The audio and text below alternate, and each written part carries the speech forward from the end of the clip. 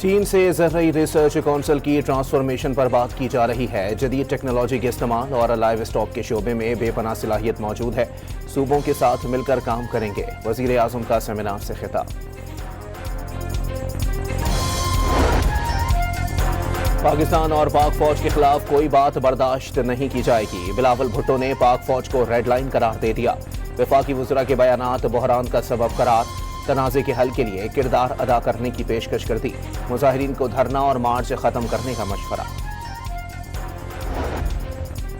امریکی فوج نے ایران کی آبنائے ہرمز میں جہازوں پر حملوں کی صلاحیت کمزور کرنے کا دعویٰ کر دیا۔ جزیرہ تنب میں ساحلی دفاعی نظام اور اسٹوریج کو نشانہ بنانے کی ویڈیو جاری۔ حملوں کی نئی لہر 90 منٹ میں مکمل کر لی گئی۔ ایرانی حکومت کے مطابق جنوبی ایران پر امریکی حملوں میں 30 سے زائد شہری جاں بحق ہوئے۔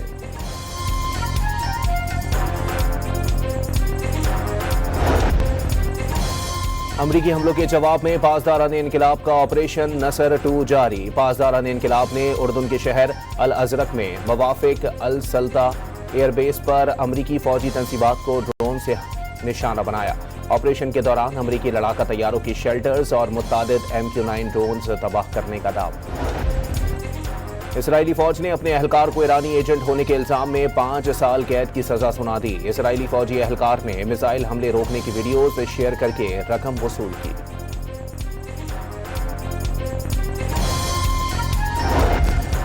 امریکہ سے جنگ کے بعد ایرانی پارلیمنٹ کا پہلا اجلاس، اراکین کا آیت اللہ خامنئی کی شہادت کا بدلہ لینے کا مطالبہ۔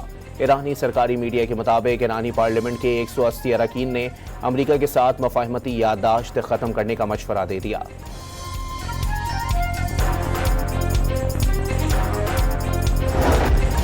اور سندھ کے سینئر وزیر شرجیل انعام میمن کی CM house public complaint cell آمد، شہریوں کی براہ راست شکایات سنی۔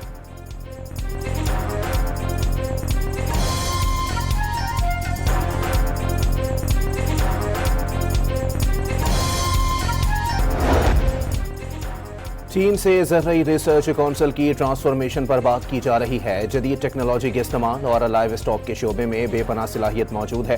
صوبوں کے ساتھ مل کر کام کریں گے۔ وزیر اعظم کا سیمینار سے خطاب۔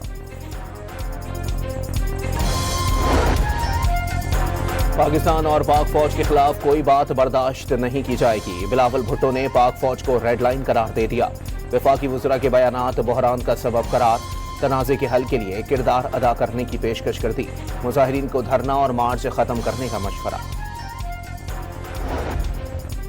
امریکی فوج نے ایران کی آبنائے ہرمز میں جہازوں پر حملوں کی صلاحیت کمزور کرنے کا دعویٰ کر دیا۔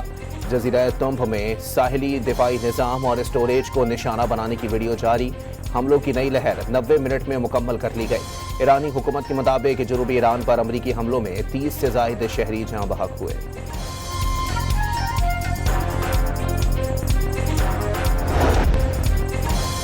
امریکی حملوں کے جواب میں پاسداران انقلاب کا آپریشن نصر 2 جاری۔ پاسداران انقلاب نے اردن کے شہر الازرق میں موافق السلطہ ایئر بیس پر امریکی فوجی تنصیبات کو ڈرون سے نشانہ بنایا۔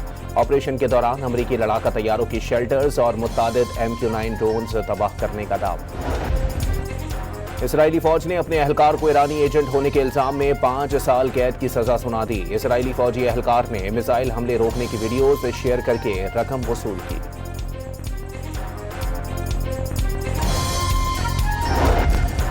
امریکہ سے جنگ کے بعد ایرانی پارلیمنٹ کا پہلا اجلاس، اراکین کا آیت اللہ خامنئی کی شہادت کا بدلہ لینے کا مطالبہ۔ ایرانی سرکاری میڈیا کے مطابق ایرانی پارلیمنٹ کے 180 اراکین نے امریکہ کے ساتھ مفاہمتی یادداشت ختم کرنے کا مشورہ دے دیا۔